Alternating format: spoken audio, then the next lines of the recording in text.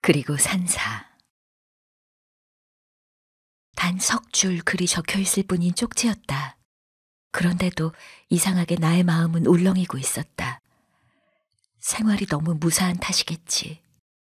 다시 오빠의 글을 읽어본다. 너 어젯밤 짙은 커피 생각난다고 했지? 지금 곧 나와. 여기 수향이다. 오늘은 우리 밖에서 얘기 좀 할까? 나는 무심코 벽시계를 봤다. 5시 반. 퇴근은 가능하다. 무슨 용건일까? 밤에 집에서도 넉넉히 이야기할 수 있을 텐데 그런 곳으로 나를 다 불러내다니. 책상을 정리하고 밖으로 나섰다. 수향은 바로 청사 맞은편에 있는 이고장 유일의 다방이다. 그렇게 가까운 거리에 두고도 아직 한 번도 들러보지 않았다는 생각이 이제야 났다. 유치하다 싶은 주황색 페인트가 문과 창 둘레에 듬뿍 칠해져 있었다. 어색한 기분을 누르고 문을 밀었다. 저쪽 구석에 오빠가 와 있었다. 꼭 무슨 야간 학원의 교실 같은 느낌. 다탁도 의자도 심지어는 주위 환경이 너무 허름한데 실망을 했다. 천장에 매달린 사각형의 스피커가 더욱 눈 거슬려 이름이 아깝다는 생각. 수향. 무슨 일 있었어, 오빠? 아니. 근데 왜? 너 커피 사주려고. 시시해. 오빠는 나를 바라보며 또 웃었다. 그러더니 한참 만에야 너 지금도 그 수도승 생각하니? 라고 물었다. 너무나 예상 밖이어서 나는 좀 허망했다. 그러나 다음 순간 나는 이상하게도 더 가슴이 울렁이기 시작했다. 그것은 퍽 빠른 속도로 가슴께를 덮여주는 것이 아닌가. 수도승, 갈대, 대화자, 피곤, 아야, 동로, 피. 지난 1년 동안의 숱한 낙서가 다시 내 머릿속을 어지럽히며 다가왔다. 생각하느냐고? 그럼요. 생각하고 말고요. 평생이라도 좋아요. 물론 그건 피아니죠. 손 닿을 수 없이 먼. 그래도 좋아요. 아니, 그래서 더 좋아요. 그런데 나는 이런 대답을 했다. 아니요, 난 오빠가 더 좋아. 엉뚱했다. 머릿속에는 그런 답 생각지도 않았으니까. 오빠도 풀썩 웃었다. 자식, 뚱딴지 같군. 좋다. 나를 생각하건 수도승을 생각하건 다 좋아. 이 가을 다시 등산 계획이다. 마음 없니? 등산이요? 어디로요? 백운산. 또 백운산? 멤버는? 남녀 6명 예정. 나를 단장으로. 이번에는 내가 풀썩 웃었다. 오빠도 따라 웃었다. 그리고는 덧붙였다. 이번 등산은 좀 재밌을 거야. 이젠 경험들을 많이 쌓았으니까. 작년처럼 길 잃고 헤매게? 이젠 달라. 지리산까지 정복하고 오지 않았어. 결정이나 해라. 오는 토요일 가서 일요일 온다. 갈래 안 갈래? 피곤. 공양주, 예불, 천수, 피. 수도승. 그래, 그 수도승이 보고 싶다. 가자. 가서 이번에는 부딪히고 말리라. 대화를 하리라. 기어코. 가겠어요. 나는 잘라 말했다. 그 무렵에 나는 왜 그렇게도 외로웠을까? 그것은 도무지 주체할 수 없는 무게로였다. 대화자가 없다는 데서 오는 홀로감. 도무지 출구가 없었다. 헤르만 헤세가 말하는, 아니 모든 앞서간 사람들이 말하는 인간의 숙명적 또는 본연적 고독에 앞서 말벗이 없다는 외로움까지를 견뎌야 했으니 말해 무엇하랴.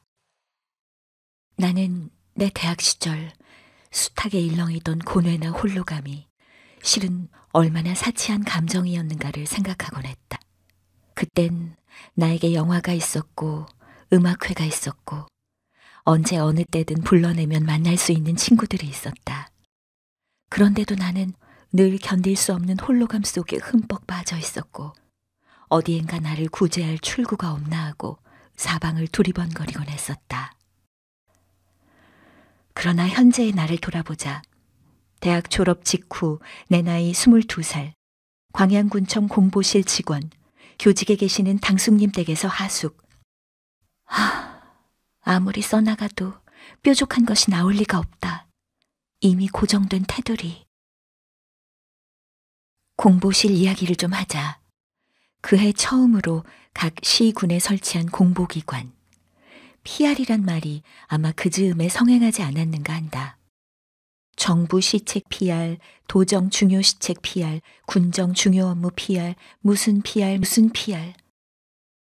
나도 그해 처음으로 그 말을 배웠다. Public Relation, 공공관계. 그러나 의역해서 선전이나 홍보로 통용되었다는 게 더 정확할 것 같다. 대학을 졸업할 무렵 나는 나의 취직 문제에 대해서 별로 염려를 해본 적이 없었다. 적어도 그때까지는 내가 가고 싶은 길이 막혀 있거나 방해를 받아본 일이 없었다. 그러기에 무슨 일에든지 나는 자신이 있었다. 어디선가 나를 보살피고 있는 수호신의 존재를 믿으며 모든 일에 낙관해 왔었다. 그런 나에게 참 뜻밖의 일이 일어났다. 나를 극진히도 아껴주시던 우리과 주임 교수님이 나보다 먼저 나의 진로를 염려하시어 C역으로 추천서를 보내주셨다. 그런데 그만 보기 좋게 거절을 당한 것이다. 이유는 딱 하나. 나를 만나보지도 않고 테스트해보지도 않고 그들은 나를 거절했다. 우리는 이대 출신이 아니면 안 씁니다. 그것이었다. 단순히 중앙의 이 대학을 나오지 않았다는 이유로 나는 선도 못 보인 채 거절을 당하고 말았다. 비로소 학창과 사회가 얼마나 다르다는 걸 깨달았다. 첫 발을 디딘 사회에서 내가 받은 첫 선물. 그건 문자 그대로 환멸이었다. 슬펐다. 아니, 우스웠다. 나보다 못한 옛 성적을 가지고 이대에 지원 합격한 동창생들이 우르르 시야에 몰려왔다. 어디서든지 자아를 기르고 보다 나은 내일을 가꾸기에 충실만 하면 된다는 내 생각은 이미 낡은 것이었을까. 학비될 부모가 없으니 장학금을 받으며 고향인 광주에서 공부하겠다는 내 생각은 커다란 계산착오였을까. 나는 시리에 빠져서 맥없이 천장에 무늬만 세어보곤 하며 매일을 살았다. 그 무늬를 따라 미로를 방황하며 나의 미래를 점쳐보던 것도 그 즈음에 길들인 버릇이었다. 그런데 어느 날 동창인 숙과 함께 거리를 쏘다니다가 도청 게시판 앞에서 우리는 멈췄다. 4급 을류 국가공무원. 각 군청에 파견할 공보요원 모집 공고가 붙어 있었던 것이다. 응시 자격, 대학 졸업 이상자, 응시 과목, 행정학, 행정법, 공무원법 운운. 우리는 그때 응시 과목에서 영 먼 거리를 느꼈다. 승산 없는 도박은 하지도 말라. 행정의 행자도 모르는 주제. 그러나 우리가 원하는 교직 시험은 없고 졸업한 지 넉 달이 다 되도록 직장을 못 얻은 우리는 그 공고에 관심을 기울이기 시작했다. 우린 참 얼토당토 않게 행정 공부를 시작하기로 했다. 책은 양쪽이 나누어서 사고 함께 보았다. 한꺼번에 다 살 용의는 조금도 없었다. 그 돈 있음 차라리 문학전집이나 레코드판을 산다는 심산에서였다. 겨우 닷새의 길. 밤마다 2시, 3시가 되도록 숙과 나는 청승스럽게도 엉뚱한 행정공부에 전념했고 덕분에 우린 높은 경쟁률의 관문을 뚫었었다. 얼마나 많은 이대 졸업생들이 우리와 어깨를 겨뤘던가. 패배의 허탈을 온몸에 바르고 뒤돌아가는 그네들의 뒷모습을 바라보면서 나는 C여고 교장의 말을 상기했다. 우리는 이대 졸업생이 아니면 안 씁니다. 5월 어느 날 나는 광양 공보실 근무를 명함이라는 전남지사의 임명장을 받고 생후 처음으로 직장 생활을 시작하게 됐다. PR. 일주일에 한 번씩 광양 공보라는 군보를 발간해 정부 중요 시책을 PR하고 도청 중요 업무를 PR하고 군정 계획과 실적을 PR하고 각 읍면 유선 방송망을 통해 필요한 사항을 방송하고 군수 직속 부하가 돼 적어도 한 달에 한 번씩은 끼기 마련인 모든 행사에 머리를 짜가며 식사를 써바치고 이게 나의 일과가 되었다. 그런데 그 모든 일을 해나가면서 나는 왜 그런지 나의 일을 하고 있다는 생각을 한 번도 못 해봤다. 늘 나와는 관계도 없는 일, 남의 일을 대행하고 있다는 생각이었고 어쩌다 길을 잃어 외도를 하고 있다는 느낌? 행동이나 대화가 거칠고 문화니 예술인이 하는 것과는 거리가 먼 그 이질적 분위기 속에서 나는 얼마나 짙은 소외감과 홀로감을 감수해야 했던가. 나는 그저 틈만 나면 책을 읽었고 앞뒤도 없는 낙서를 했고 그런 감정의 부스러기를 숙에게 적어보내곤 했다. 숙은 바다를 곁한 무안군에 가 있었다. 그녀 역시 대화자가 없어 무척 쓸쓸하다는 사연들을 내 편지 위에다 똑똑 떨구어 보내오곤 했다. 책만 읽는 공보실, 편지만 쓰는 공보실, 동료들의 핀잔을 들었지만 그것마저 내게서 빼앗아 간다면 나는 미치고 말 것이었다. 나는 열심히 일해서 내 시간을 마련했고 그 여유 시간에 책을 읽었다. 독서. 그것만이 내 유일한 대화였다. 영화가 있을까? 음악이 있을까? 친구가 있을까? 책. 오로지 그뿐이었다. 그러나 참 이상한 일이었다. 언제부턴가 나는 생명이 있는 것을 원하게 되었다. 나 혼자만의 독백으로 그치고 마는 대화가 아니라 눈빛을 굴리며 마주 앉아 이야기할 그 인간 대화자가 절절히 그리워지는 것이었다. 그런데 그 가을이었다. 내가 묵고 있는 아저씨 댁 오빠가 군에서 제대에 돌아왔다. 좋은 직장을 얻기 위해 무척 힘을 썼지만 여의치 않아 우선 이곳 교육청 말석 하나를 얻어 다니기로 했다고. 오빠는 이따금 외출을 삼가고 내 곁에 머물러 이야기벗이 되어주기도 했다. 실제로야 어쨌건 오빠는 그런대로 명랑했고 동료들과도 어울려 쏘다니곤 했다. 대화가 통하건 안 통하건 술은 그런 걸 초월하는 모양이었다. 같이 갈까? 오빠는 때로 어떤 모임에 동행을 권해오곤 했지만 난 모두를 거절했었다. 어디 출구가 없느냐고 호소해놓고는 정작 문을 열어주면 또르르 안으로 말려드는 난 한 마리의 달팽이. 그런 심상 속에서 가을은 짙어가고 있었다. 발끝에 나뭇잎이 구를 때마다 대화자의 그리움은 더욱 절실해지고 오빠가 백운산 등산 계획을 짜온 것은 바로 그 무렵이었다. 멤버는 남녀 6명. 그런데 그 6명이라는 짝수가 싫어 그런다며 내게 꼭 들어와 행운의 세븐을 만들어 달란다. 난 짝수고 행운이고 하는 것엔 관심도 없고 단지 등산 그 자체에 귀가 확 뜨였다.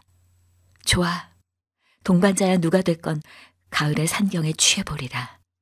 난 일행에 끼어들어 그 토요일 백운산에 올랐었다.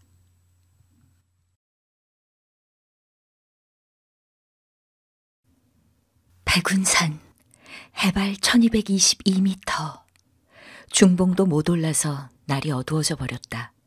준비해온 몇 개의 손전등이 우리 앞길을 비춰주었지만 험준한 산야에선 당황하지 않을 수가 없었다. 수풀, 가시넝쿨이 사방에서 튀어나와 얼굴을 핥히고 팔다리를 퉁기고 밤은 자꾸 깊어지는데 우리를 밝혀줄 호롱불빛은커녕 반딧불빛 하나도 보이지 않았다. 기진맥진. 그러나 우리는 걸었다. 남자들은 책임감을 느끼며 여자들은 저들에게 인내심을 과시하기 위해서.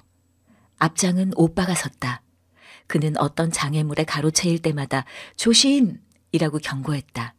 그러면 그것은 잇따라 전달돼 조심, 조심, 조심 연창으로 번지고. 얼마를 그렇게 헤매다가였다. 불빛이다! 누군가가 소리치는 바람에 일행은 모두 고개를 휘둘렀다. 그리고는 다 같이 소리쳤다. 저기다! 됐다! 이제 됐어! 됐어! 이상도 하지. 우린 기운이 나는 것이 아니라 몸을 질질 끌며 불빛을 향해 걸었다.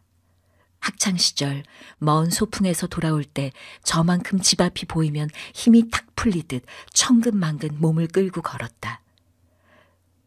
그곳은 생각보다 너무나 작고 초라한 암자였다. 창우지로 발라 만든 초롱이 처마 끝에 걸려 깜빡이고 있었다. 저게 바로 우리를 구제해준 빛이구나 생각하니 신통했다. 꼭 닫힌 세 개의 영창과 두 켤레의 신발, 불빛에 보이는 것이라곤 그뿐이었다. 실례합니다. 남자들이 번갈아 소리를 높였다. 한참 만에 인기척이 나고 영창이 열렸다. 스님이었다. 일행은 다투어 자초지종을 이야기하고 하룻밤 묵어가게 해달라고 간청을 했다. 그런데 스님은 태연히 말했다. 저 밑으로 한참 가면 하배구남이 있소. 그리로 가시오. 이 상배구남은 원체 비좁아 아예 손님을 받지 않고 있습니다. 안 됐습니다. 청천벽력이었다. 이젠 정말 한 발자국도 더는 못 간다. 하배구남이 아니라 중배구남이 있다 해도 못 간다. 우린 모두 나서서 사정사정했다. 앉아서라도 세고 가겠습니다. 앉아서라도 밤만 지내게 해주십시오. 부엌이라도 좋습니다. 제발 부탁입니다, 스님. 몇 시요?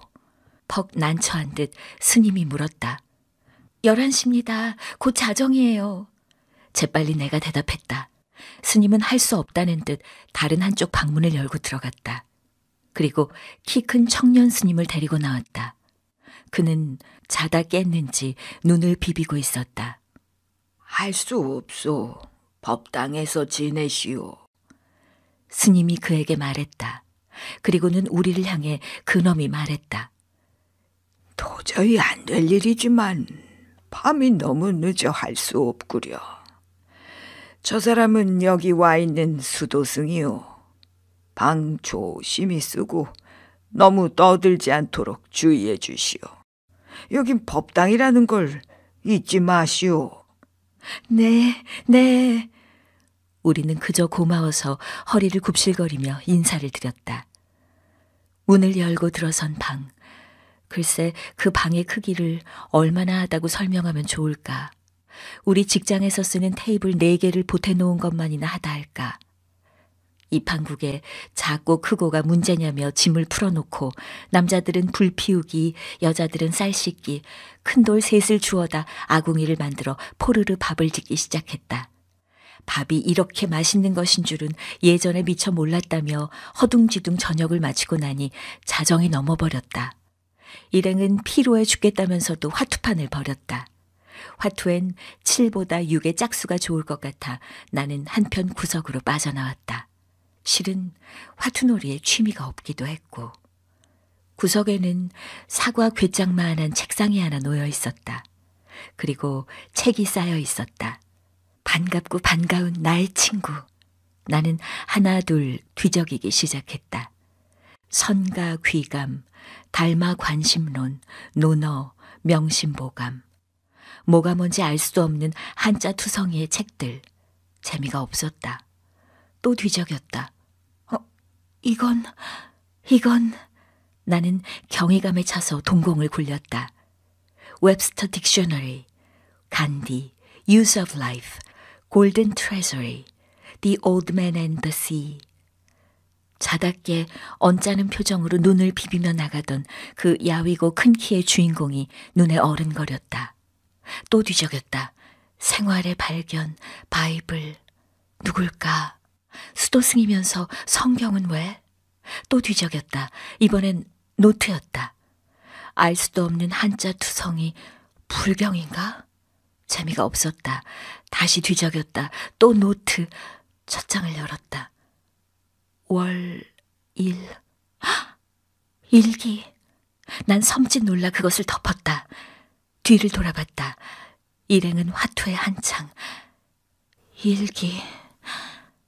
아직 남의 일기를 훔쳐본 경험은 없다.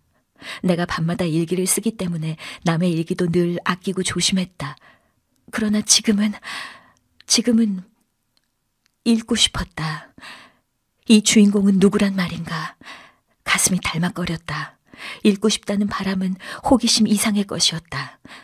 노트를 들었다. 폈다. 뒤를 돌아봤다. 화투. 난 차분히 마음을 가라앉히며 수도승의 일기를 읽어내려갔다. 모월 모일. 어젯밤 드디어 집을 나서다. 대문을 나서 걸음 돌이켜 집을 보니 조부님 입에 무신 담뱃불이 보이다. 눈물이 쏟아지려고 하다. 11시 씨읍 출발. 마지막 불빛이 보일 때까지 갑판에 서서 씨읍 바라보다. 새벽 3시 20분 여수착. 순천 광양 거쳐 멀리 나의 목적지 백운산을 바라보고 주위 촌락 누런 보리밭을 구경하며 걷다. 효봉 스님이 일러주신 대로 산밑 이시집 찾아 집 맡기고 점심 먹고 산 오르다. 산길 20여리.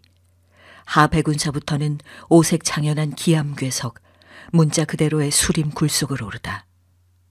복더위에 그곳을 못 간다는 효봉 스님 말씀을 상기하다. 드디어 상백운암. 보조국사께서 창건하셨다는 이 암자, 또한 주 천하지 제일이라 칭찬하셨다는 이 백운산. 마침내 바라고 바라던 곳에 오다. 감개무량. 울창한 수림은 이곳에서 처음 보다.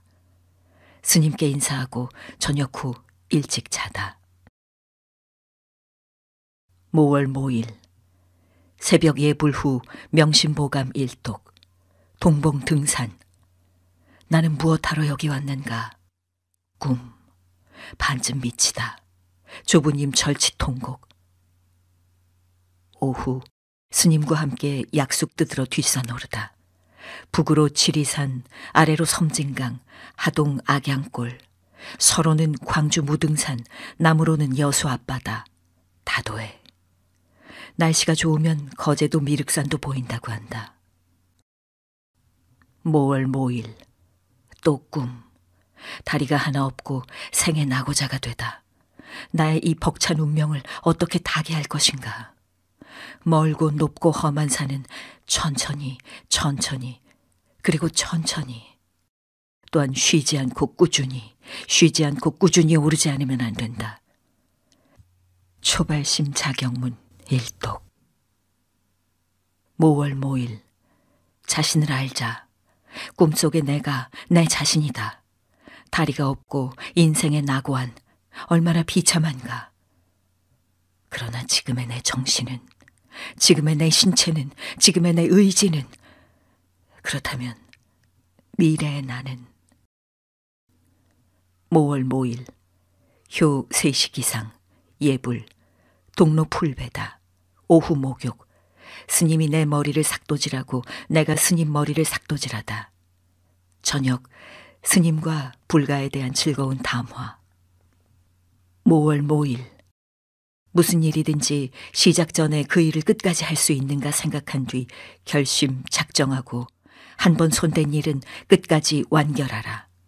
적어도 나는 이곳에 5년에서 10년은 있어야 할 것이다. 그래야만 무엇이 하나 해결되지 않겠는가. 모월 모일. 효 예불. 냉수 마찰. 동로 산책. 기관지음이 자꾸 들리다. 백운산 허리를 감도는 저 구름덩이. 아름다운 산경. 내가 만일 시인이었다면 워즈워스가 느낀 자연도 이보다는 아름답지 못했으리라. 모월 모일. 예불 후 동대 오르다. 숨이 차다. 오후 당국화를 솎아 아래 샘 주위의 꽃밭 일구다. 스님 산 아래 다녀오시다. 이 시집에서 조부님 하서 찾아다 주다. 집은 나 떠난 후 인가 남자처럼 적적 조부님은 내가 무얼 먹고 사나 혼자 눈물 흘린다고 하시다. 집, 아버지도 어머니도 버리고 간 집, 최후의 나마저 버리게 된 집. 모월 모일, 동력숲 산책, 회의. 나는 여기 무엇하러 왔는가? 부처를 알려고? 건강을 위해서? 정신 안정을 위해서? 아니다. 아니다. 나는 무엇인가? 하나를 캐내지 않으면 안 된다. 온전한 나의 것으로. 기운을 내자. 저녁 스님으로부터 출가의 동기를 듣다. 나만 보면 자기 과거 얘기를 하게 된다고. 나더러 자기 마귀라고 하시다. 모월 모일. 지인들께 편지 쓰는 것에 대해 생각하다. 완전히 속세를 떠나고 싶었다면 끊어야 할 게 아닌가. 결심하자. 내 뜻을 이룸에 필요한 사연 외에는 일절 삼가기로. 괴롭더라도 삼가기로. 오후 3시간 반 동안 동로 풀베다. 피곤, 피곤. 모월 모일. 효예불. 명심보감 동료. 오전 가랑비 안개비 속으로 동로 2번 왕복. 명상의 길, 명상의 시간. 나의 동로. 1시간쯤 지나니 날씨가 쾌청. 비온 뒤끝에 청아함. 옥룡 들, 순천 들이 연초록으로 덮이다. 저녁 후 낯들고 동대 올라 풀베다. 그리고 잔잔한 황혼을 보다. 구름, 구름. 은회색의 복운, 아몽색의 동운, 그리고 선역의 채운. 모월 모일. 오전 스님과 폭포미 딸기 따러 가다. 사러리 사러리랐다. 청산의 사러리랐다. 딸기가 많고도 많다. 계피도 많고. 저녁 동로 산책. 나는 이 말할 수 없이 마음에 드는 동편 바위숲 오솔길에서 나의 사상을 가꾸리라. 자연 속으로 완전히 녹아들려면 첫째, 엄을 배우지 않으면 안 될 것이다. 내 심신의 상하고 병들음을 고치기 위해서도 급선무. 모월 모일. 종일 폭풍 후 대학 일독. 나는 나의 게으름과 싸우고 낮잠과 겨루지 않으면 안 된다. 오전은 수심, 오후 노동, 아침은 작심, 저녁은 반성. 필요하지 않은 것은 보지도 말고 듣지도 말고 또한 생각지도 만다. 필요한 것만 조금씩 보고 듣고 생각한다. 오후 생활의 발견, 그리고 셰익스피어 읽다. 모월 모일. 아저씨, 경운, 정에게 편지 쓰다. 끊어야 하는데. 입산이 나의 진정에서 우러나온 것이었다면 끊어야 하는데. 효 3시 일어나 지금 밤 10시까지 눕지도 않고 기대지도 않다. 하면 된다. 내일도 그리하리라. 천수경 복사, 그리고 성서에서 고린도전서 13장 베끼다. 좋고 좋은 글. 모월 모일. 법당에서 자고 3시 일어나 자지 않다. 오전 나무 내다 말리고 오후 서곡에서 풀베다. 저녁엔 바위 및 약수천 치우다. 피곤, 피곤. 열이 나고 기침이 찼더니 기어이 객혈. 혈담, 혈담. 내 나이 지금 26세. 혈기방장. 무서운 것 없이 정진할 때. 그런데 이 건강, 통제. 의지로 몸을 이끌 것. 아직은 노래하지 말고 음독 말고 말에 삼가서 빨리 폐를 안정시킬 것. 3시 일어나 마음 새롭히고 정오에 다시 한번 분발하고 저녁에 정신을 더욱 가다듬어 그날을 반성하고 늘 황혼처럼 하루를 빛나게 할 것. 하루하루를 일생과 같이 살 것. 모월 모일. 꿈. 무리 중 내가 우두머리긴 하나 정신이 약하다. 효예불 후 서산대사께서 지은 선가귀감 일독. 너무너무 좋은 글. 복사하고 싶은 글. 오후 이불호청 좌복 덮개 베갯잎 끼고 두루마기 먹물들이다. 내일 밭에 가시 뿌리려고 씨 가지러 하배구남 내려가는데 고열, 숨이 차고 기침이 찼다. 내 몸이 이래서야, 내 몸이 이래서야. 모월 모일 새벽 2시 기상 천수 치다가 무량수경 읽다. 참으로 좋고 좋은 경, 극락세계. 난 의심 없이 믿는다. 내 직감이 서방 정토 극락세계를 보는 한. 오후 풀베고 동로 신선대 산책 후 벽에 기대었더니 고박 졸다. 수마. 버뜩 깨어 천수 108번 치다. 모월 모일 대폭풍 후 무시무시한 밤. 밤중 내내 부엌에 물 푸다. 잠 못 이루고 지장경 독. 좋고 좋다. 경이란 경은 다 좋구나. 아침 날씨 확해다. 목욕하고 빨래, 동로 산책. 오 맑은 햇빛, 너 참 아름답다. 폭풍 후 지난 뒤 너 더욱 찬란해. 크게 노래할 수 없어 괴롭다. 객혈의 공포. 우선 폐부터 안정시킬 것. 오후 피곤, 정신이 혼탁. 엎드리는 건 괜찮겠지. 2시간 낮잠. 깨고 나니 불쾌, 참회하다.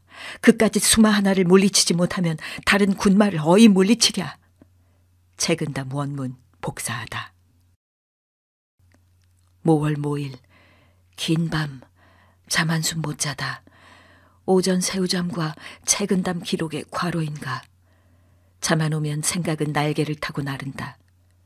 즐겁던 일, 고통스럽던 일, 대학에서 영문학 강의를 듣고 있는 나, 마산 요양소 생활, 그 암담한 속에서도 클래식 음악을 들으며 평화를 느끼고 희망을 품었던 나. 여기선 음악 대신 바람소리, 새소리를 듣는다. 오전 동로 산책, 오후 배추밭 일구는데 피곤. 기침이 심해지더니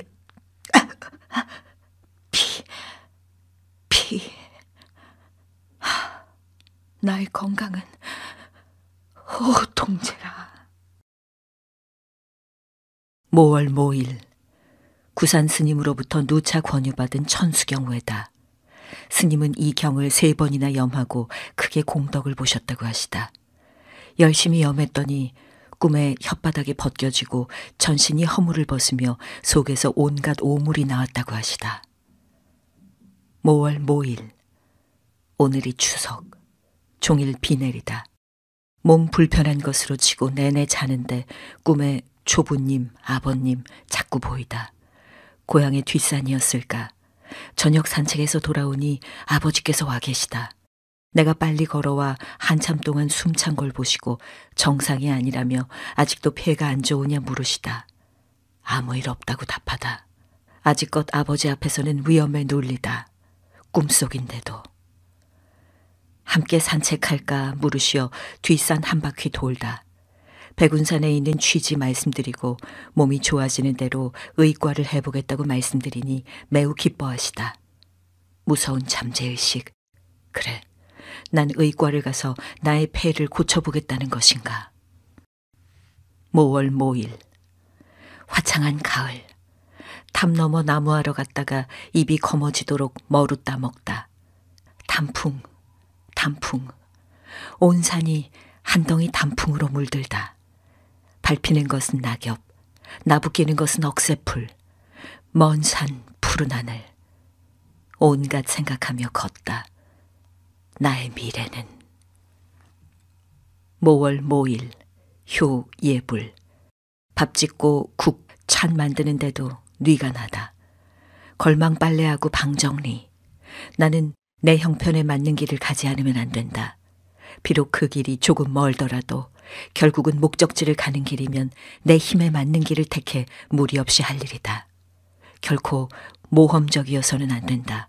모든 것은 자연처럼 서서히 꾸준히. 마음을 닦아서 행을 고치고 행을 고쳐서 마음을 닦지 않으면 안 된다. 마치 산을 격한 굴을 양편에서 파고 강을 격한 다리를 양편에서 놓듯이. 모월 모일 새벽 예불. 그일 계속 무리로 피곤. 자리에 누워 생활의 발견, The Use of Life 등으로 마음 안정. 좋고 좋은 책. 오후 나무 나르고 들깨 찢고 토란 캐어 국 끓이다. 속절없는 식모살이 공양주로다. 밤 군불 솥 터운 물에 세수세족하고 방에 들어와 잠옷 갈아입으면 안식의 보금자리. 모월 모일. 이른 아침부터 스님과 억새풀 베다. 1시간쯤 베다가 상처, 엄지손가락 깊이 베다. 피, 살이 너풀너풀. 고통심에 중지하고 내려오다. 그러나 그 아픈 손으로 점심 저녁 만들다. 물이 들면 더 아야. 모월 모일. 난 언제쯤이나 바라는 사람이 될고. 꿈. 혼자 쓸쓸히 고향의 뒷산을 오르다. 다리를 언제나처럼 절며 망원경을 손에 들고 가다. 구름 속에 가린 해가 은빛으로 잠시 빛나고 산 위엔 커다란 배가 한 척 뜨다. 거기 영문과 동창생들이 전부 타고 있었다. 밝게 웃으며. 나의 갈 길은. 내 이웃들은 벌써 생의 기반을 이룩했는데. 모월 모일. 효 예불. 천수치다. 오전 독서. 어느 책이나 손에 들면 놓을 때까지 기쁨, 행복, 생활의 의욕이 샘솟다. 밤 잠이 오지 않다. 하모니 2알 복용. 약. 도대체 이 많은 약을 내가 언제나 끊게 될 것인가. 어젯밤 꿈, 악몽. 아버지와 병원에 들르다. 의사는 희망이 없다고. 아버지 긴 숨을 몰아쉬며 탄식하다. 오늘 동대 오르고 돌아오는데 기침, 피. 내 건강은, 내 마지막 길은. 모월 모일. 꿈 이후 계속 정신산란, 몸 피곤. 문득 과거를 생각하다. 슬픔의 평화. 나는 언제나 한번 단란한 가정의 평화를 누려볼고. 천수로 마음을 밝히고 독서로 정신을 모으며 규칙 생활로 신체를 건강히 하고, 그래서 내 학업을 닦아야 할 텐데. 이것은 내 기억력을 더듬어가며 산에서 내려온 날 밤 내 일기에 옮겨본 그의 일기다. 내가 읽은 한 권의 노트를 나는 겨우 이만큼으로 압축할 수 있었다. 그 밤 산사에서 느낀 여러 가지 빛깔의 감정을 이 압축된 일기가 전달해 줄 수 있을는지. 하여간 그 밤 그의 일기를 다 읽고 났을 때 난 완전히 그에게 심취해버리고 말았다. 입버릇처럼 중얼거려오던 대화자, 그가 바로 이곳에 있다니. 삭발의 승복을 입고 이 심심고산의 손바닥만한 흙방에서 피를 토하며 건강과 싸우고 있다니. 억울했다. 누군가가 미웠다. 세상을 주관하는 신은 과연 있을까? 나는 무심코 책상 밑에 손을 넣어보았다. 파스, 나이드라지드, 스트랩토마이신, 새병, 빈병들이 수두룩했다. 움찔 놀라 뒤를 돌아보았다. 나야 감정이 동화돼 있으니 문제없지만 일행이 알면 언짢아 하리라. 그러나 천만다행이었다. 그들은 이미 쿨쿨 단잠에 빠져 있었다. 좁은 공간에서 벽에 등을 기댄 채 다리도 못 뻗고 새우잠을 자고 있었다. 그럴 수밖에. 얼마나 지쳤었다고. 하지만 나는 달랐다. 잠을 이룰 수가 없었다. 이 작은 지붕 밑에 그는 있다. 문만 열면 법당이요, 소리만 치면 들을 수 있는 거리다.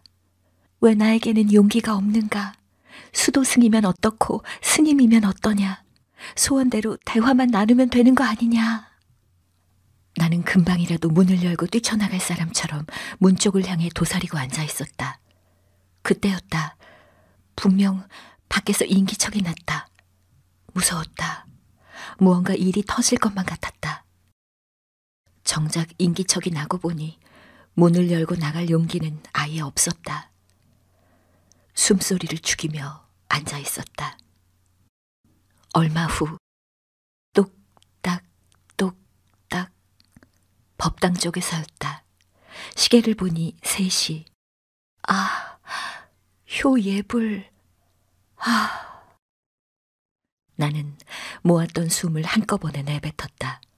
그러나 다음 순간 나는 다시 불안해졌다. 이 새벽에 깨어있는 사람은 그와 나밖에 없지 않은가. 뛰쳐나갈 것만 같은 나를 가누기 위해서 다시 그의 일기를 폈다. 열리는 대로 다시 읽었다. 문득 낙서가 하고 싶었다. 마주할 수 없는 현 위치에 반발이라도 하듯이. 그러나 쓸 말이 없었다. 그냥 앉아 있었다. 불경 외는 소리, 목탁 치는 소리, 이따금 타오르는 촛불이 흔들렸다. 촛물이 흘러내린다. 이대로 뛰어나가 그를 만날 순 없을까? 그러나 용기가 없었다. 다시 무엇인가 하고 싶었다. 그냥은 못 있겠다.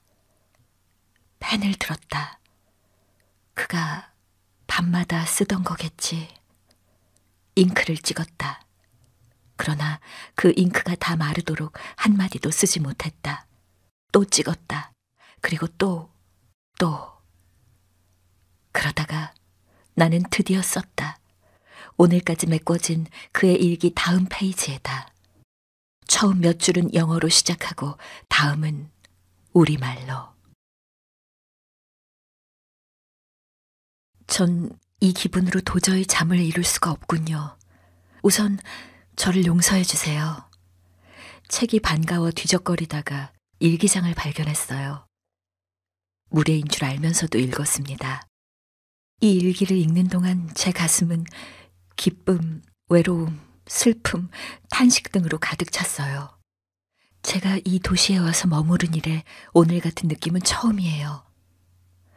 제 진심을 다 모아 빌어드리겠어요. 스님의 건강을. 진실은 통한다고 합니다. 이 세상에 만일 신이 존재한다면 나의 이 기도를 들으실 겁니다. 용기를 가지세요. 하루속히 자유스러운 몸 되어 큰 뜻 이루시길 비는 마음으로 여기 시 한 편 적고 가겠습니다. 베토벤 심포니 9번 환희의 송가를 상상으로 들으며.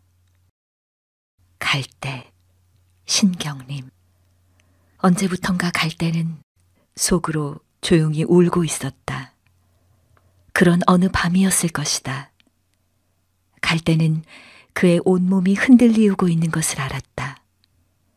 바람도 달빛도 아닌 것. 갈 때는 저를 흔드는 것이 제 조용한 울음인 것을 까맣게 몰랐다. 산다는 것은 속으로 이렇게 조용히 울고 있는 것이란 것을 그는 몰랐다. 쓰고 보니 너무나 초라했다. 평범하기 짝이 없었다. 그러나 나는 자부하고 싶었다.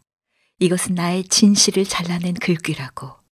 한 사람의 진실이 고스란히 통해간다면 초라하고 평범하고가 무슨 문제가 되겠는가. 펜을 놓고 나니 6시. 나는 꼬박 밤을 새우고 만 것이었다. 불현듯 일어나는 나의 변덕은 때로 나 자신도 어쩔 수가 없다. 앞 일기를 읽고 나자 도저히 갈 수가 없다고 마음을 고쳐먹었다. 이번엔 그때처럼 견디지 못하리라. 작년엔 정말 무척 견뎠다. 아니 그날은 또 어떻고. 꼬박 밤을 새우고 난 이튿날 우리는 상봉에 오르기 전 암자 주변에서 몇 장의 사진을 찍었다. 그에게 함께 찍기를 권했으나 그는 시종일관 우리들의 카메라를 맡아들고 찍어만 주고 말았다. 헬스칸 얼굴. 환자임을 알고 보니 더욱 풀이 없어 보였다. 나는 뭐라고 말을 붙여보고 싶어 몇 번이나 그쪽으로 다가가곤 했지만 끝내 용기가 없었다. 차라리 일행에서 빠져나가자. 나는 햇살 따갑게 내려쬐는 동편 담에 기대어 보았다. 그리고 동쪽으로 난 오솔길로 들어섰다. 동로. 이곳이 바로 그의 사상을 숙성시킨 곳인가 생각하며. 바보. 앞에다 두고도 말을 못 건네다니 생각하며. 나는 그 모든 것에 반항이라도 하듯 노래를 부르기 시작했다. 내가 가장 즐겨 부르는 아베 마리아, 아베 마리아. 나는 나의 진심을 불어넣어 그의 건강을 기도하며 슈베르트를, 구노를 잇따라 불렀다. 되도록 곱고 큰 소리가 되길 원하면서, 그리하여 사진사가 돼 있는 그의 귀에까지 울려가길 원하면서. 그러고는 또 오 맑은 태양 너 참 아름답다. 성문 앞 우물 곁에 서 있는 보리수. 머릿속 가곡집을 한 장 한 장 뒤지며 노래로 사위를 맴돌았다.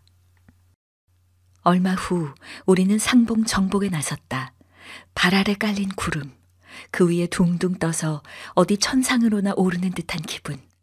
그 너른 섬진강도 한 줄 실개천도에 가늘게 흐르고 세상은 온통 내 발 아래, 내 눈 아래. 험한 벼랑이 나올 때마다 오빠가 손을 잡아준다고 내밀었다. 그러나 나는 매양 거절했다. 앞장을 뺏겨선 안 된다고 안간힘 쓰며 어떤 바위건 어떤 벼랑이건 다 스스로 건너치웠다. 모든 것이 내 것이었다. 이 통쾌한 정복감. 그러나 나는 자꾸만 마음이 비었다. 수도승. 그렇듯 내가 심취해버린 대화자를 왜 그냥 두고 가야 하는가? 한마디 말도 건네보지 못한 채 그냥 이렇게 떠나가야 하는가?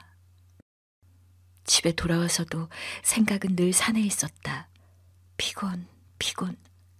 첫날보단 둘째 날에, 둘째 날보단 셋째 날에 더욱 쑤시고 아려오는 다리를 주무르며 나는 또 아야. 하나에서 10까지 모든 생활이 산사의 수도승에게로 연결돼 가는 걸 어쩌랴. 편지를 쓰고 싶었다. 긴 편지를 쓰고 싶었다. 그러나 난 참지 않으면 안 되었다. 그가 연락 주고받는 산 밑 이 시집 주소가 없어서이기도 하지만 그보다는 더 큰 이유가 있었다. 그는 지금 가까스로 세상과의 연을 끊으려고 애를 쓰고 있지 않은가. 참자.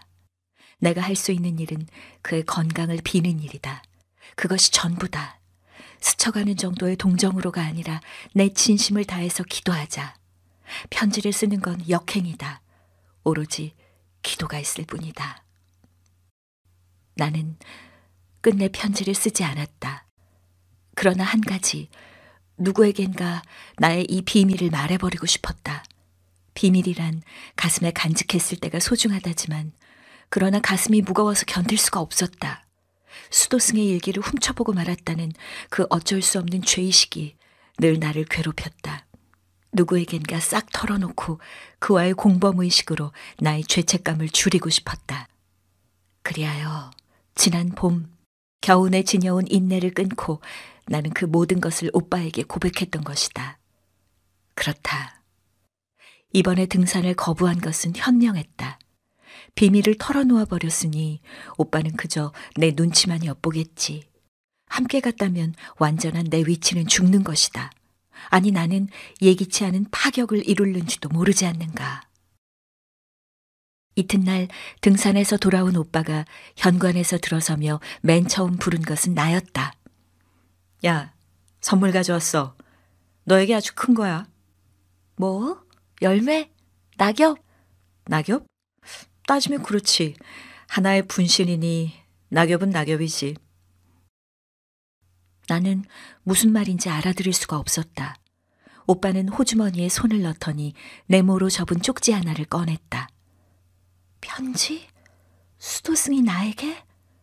문득 드는 생각에 가슴이 좀 뛰었다. 오빠는 워커를 벗으면서 차분히 말했다. 죽어도 안 준다는 걸 억지로 때를 써서 그때 그 방을 얻었지 뭐냐. 이번엔 노골적으로 직장을 밝혔지. 사찰과 문교부는 관계가 깊거든. 이번엔 내가 너처럼 그의 책상을 뒤진 거야. 일기장이 나오더라. 나도 취해서 읽었지. 그러다 네 글씨를 발견했어. 갈대랑. 난 문득 그 다음에 쓴 그의 일기가 궁금하더구나. 얼른 읽었지. 그러자 너한테도 읽히고 싶은 생각이 났어. 무례하게도 그의 공책 뒷장 하나를 뜯었다. 그 쪽진 바로 그 일기를 베껴온 거야. 어때? 그 말하면 큰 거지? 오빠! 난 내 방으로 뛰어들어갔다. 혼자 조용히 읽고 싶었다. 콩닥콩닥 달막거리는 가슴을 누르며 난 쪽지를 폈다. 누구였을까? 앞 페이지의 글을 보고 섬짓 놀라다. 그리고 내 일기 전부를 처음부터 쭉 읽어보다. 남이 본 나, 내가 본 나, 나의 산사생활은 고독 슬픔, 은둔, 한적. 나도 알 수 없었다. 갈대란 말인가? 속으로 흐느껴 몸부림치는 갈대란 말인가? 내 몸이 이처럼 나부끼는 것은 갈대란 말인가? 누구였을까? 무의식 중 일행 7인을 더듬어 보다 필체로 보아 남자이기보단 여자인 듯 시를 알고 음악을 알고 그렇다. 내 건강이 회복되면 나는 목청껏 환희의 송가를 부르리라. 다 잠든 속에 혼자 깨어 이토록 대담한 개입을 할 수 있는 여자. 누구였을까? 생각나다. 사진 찍는 일행 속에서 빠져나가 동편 담벼락에 기대 슈베르트의 구노의 아베 마리아를 잇따라 부르던 그 여자는 아니었을까? 마주 앉으면 대화가 통할 것 같다. 그러나 갈 때 내 몸이 이처럼 흔들리는 것은 바람도 달빛도 아닌 것, 속으로 흐느끼는 몸부림이란 말인가. 쪽지를 다 읽은 나는 오빠에게 달려갔다. 그리고는 대뜸 나 편지 쓸래 오빠 하고는 단숨에 덧붙였다. 그는 오해하고 있어요. 내가 갈대를 쓸 땐 그런 생각 전혀 안 했단 말이에요. 그쪽만 그러는 게 아니라 이 세상 모든 사람은 다 제가끔 자신을 울고 있는 거라고, 비관하지 말라고 그런 의도였단 말이에요. 네 마음 다 알아. 하지만 주소 성명도 없잖아. 상배구남 수도승 귀하 하지 뭐. 우체부가 알피니스트인 줄 아니? 정말 그렇다. 나는 산밑 이씨집 주소를 모르고 있으니. 짙어가는 가을, 발끝에 밟히는 낙엽. 그래서 더욱 절실해지는 대화자의 열망, 주체할 수 없는 홀로감. 그런 내 생활 속엔 그저 보낼 곳 없는 낙서가 쌓이고 쌓일 뿐이었다. 백운산, 수도승, 피, 아야, 동로, 피곤, 효예불, 천수. 그런데 오늘 오빠가 또 나를 불렀다. 이번에는 전화로. 수화기를 통해 취기설인 유행가 가락이 들려왔다. 나는 편집 중인 광양 공보를 치워놓고 얘의 수향으로 나갔다. 오빠는 그 허술한 실내의 한쪽 창가에 혼자 앉아 있었다. 뻐끔뻐끔 끼견의 열중. 무언가 심각한 빛이 감돈다. 조용히 다가갔다. 그리고는 맞은편에 다소곳이 앉았다. 그래도 오빠는 말이 없다. 답답했다. 동생 나으리 출두요.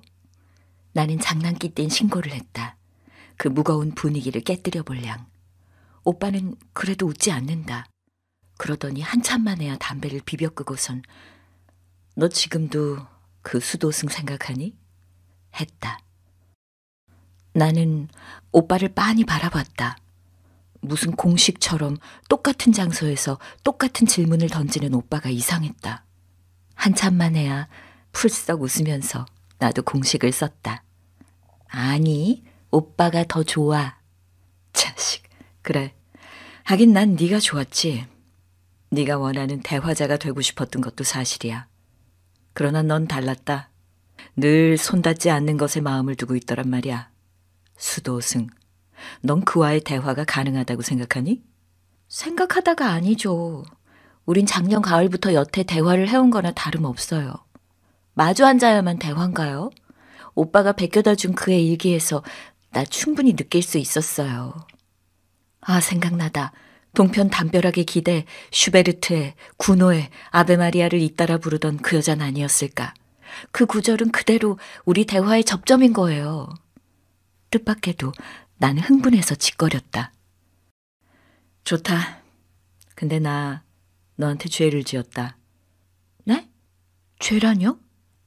지금 너 앉은 자리 조금 전까지 그 수도승에 앉았다 갔다. 난 너처럼 가상이 아닌 진짜 그와 대화를 나눴지. 네? 날 찾아 교육청으로 왔더라. 드릴 말씀이 있다고. 그래, 이리로 안내를 했지. 근데 말이야, 그 친구 널 묻지 않겠니? 네? 저를요? 뭐라고요? 형께선 2번째 저희 방에 들어 쉬셨습니다.